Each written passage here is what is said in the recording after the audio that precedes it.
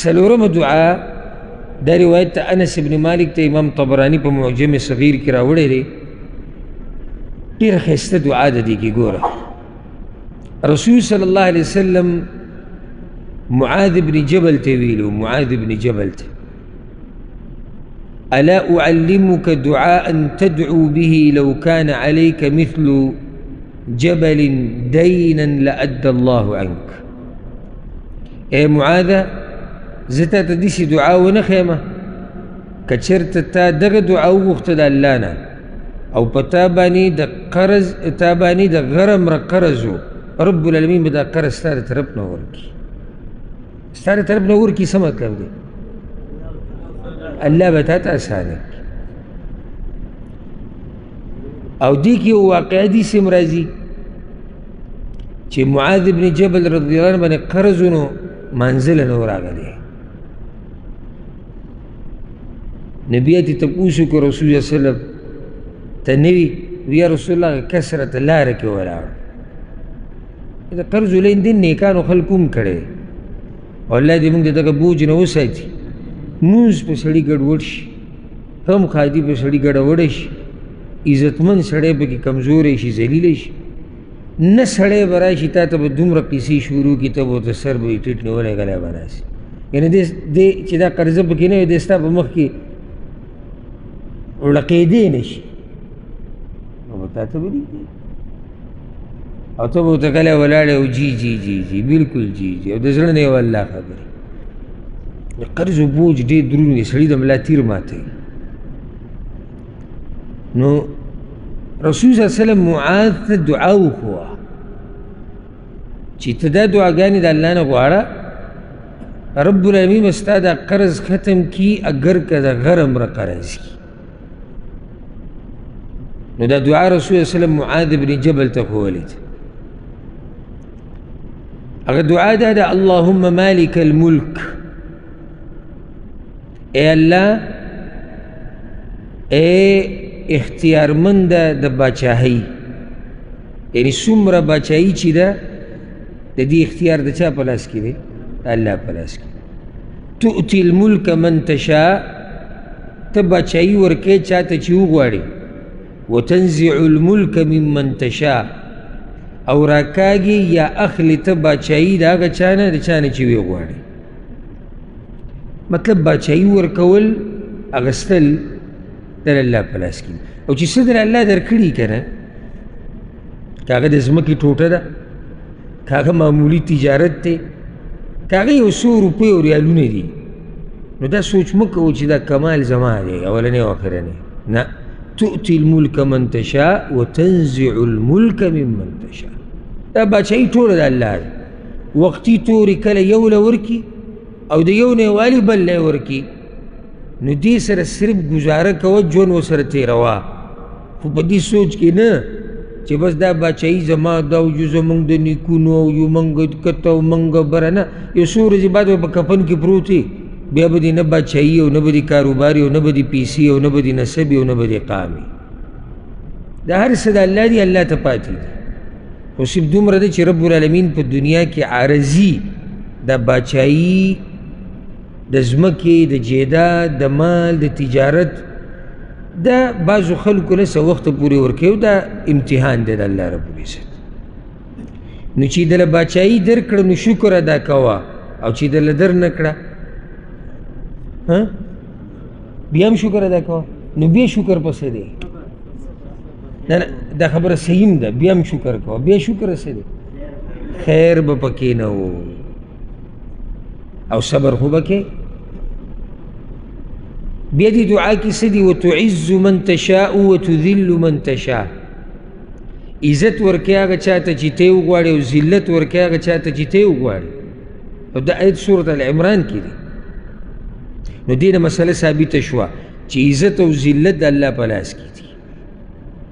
کتا گوارے چی عزت من شی نو دا آگا رب سر برابطہ مضبوط ہے قرآن کے اللہ وی فَلِلَّهِ الْعِزَّةُ جَمِيعًا عزت او دا عزت طول اختیار دا اللہ پلاس کی آگا سڑے عزت من دے چی اللہ عزت من کی او آگا سڑے ذلیل دے چی اللہ ذلیل کی که دا ټوله دنیا راولګي او تا ذلیله کوي که نه او الله ته عزتمن کړی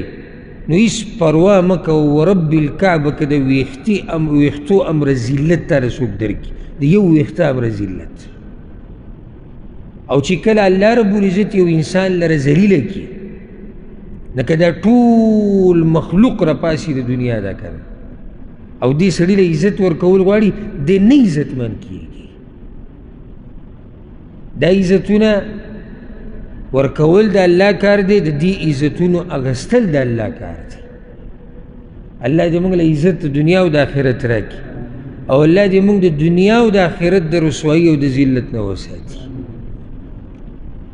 بیدک الخیر ټول خیر ستا په لاس کې دی الله اکبر ټول خیر ستا په لاس کې دی انک علی کل شیء قدیر ته په هر شیز باندې قادر یې هسې دې خبرې ته مو خیال دی دی خو فریاد کوي ځکه غواړي چې الله د قرض ختم کړي نو وی الله ته د باچایانو باچا یې نو چې د باچایانو باچا دی نو د هغه په وس کې شتي چې ستا دا قرض څه کړي ختم کړي دویمه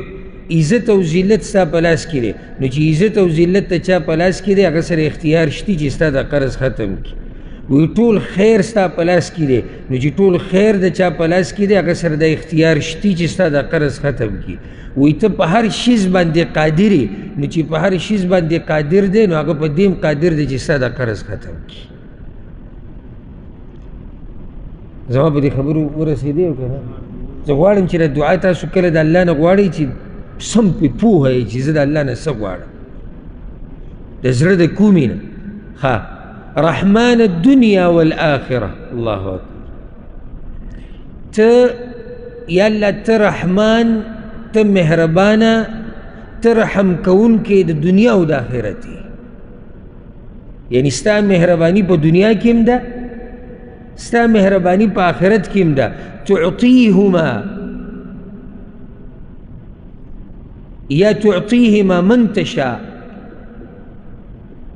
ته دا دنیا او آخرت چې چا ته وغواړې ورکوي وتمنع منهما من تشاء او ته چې د چا نه دا دنیا بند کړي یا آخرت بند کړي نو ته یې بندولی شي نو اوس کم رب سره چې دنیا او آخرت اختیار دی چا له یې ورکوي ورکولی شي څوک ته منع کوي منع کولی شي هغه ستا دا قرضې ختمولی شي نو څه غواړي د الله نه د الله دا دومره اوچت شان چې بیان شو که نه نو هغه د دې دپاره ارحمني رحمة تغنیني بها عن رحمة من سواک یا الله په ما باندې داسې رحم او شفقت او مهرباني وکړه که نه چې هغه ما بې پروا کړي د هر هغه چا د رحم او د کرم او د شفقت نه چې ستا نه علاوه دي په بله طریقې سره ترجمه وکړم یا الله په ما داسې مهرباني وکړه چې د مخلوق د مهرباني نه مې بې پروا کړي نو چې الله په تا مهرباني وکړه نو قرض دله ختم کی چې قرض دله ختم کو ته د مخلوق د مهرباني نه بې پروا کړې یعنې ته د مخلوق مهرباني ته محتاج یې دلته تا باندې یو سړي قرض دی او نیټه یې درکړې 6 میاشتې او 6 میاشتې پوره شوې او تا سره نشتي ته اوس دلته څه ته محتاج یې د هغه مهرباني ته چې هغه د یا دا نیټه اوږده کړي یا دا پیسې تا ته ماف کړي یا صبرخې تا ته ماف کړي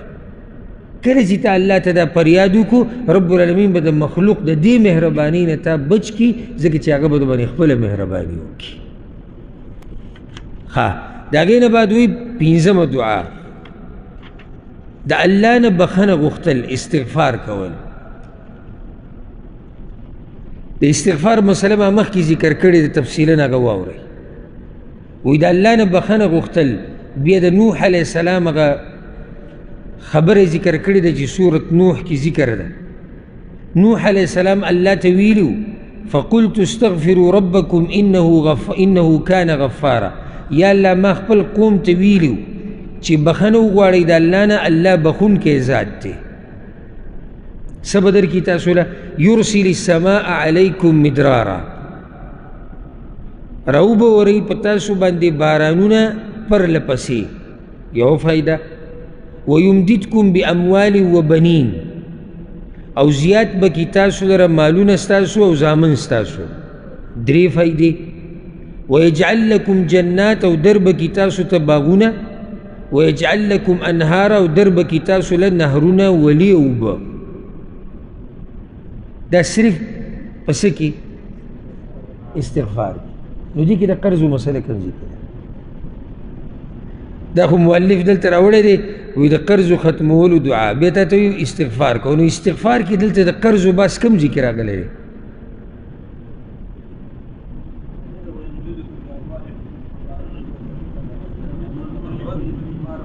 رفع الله قدرك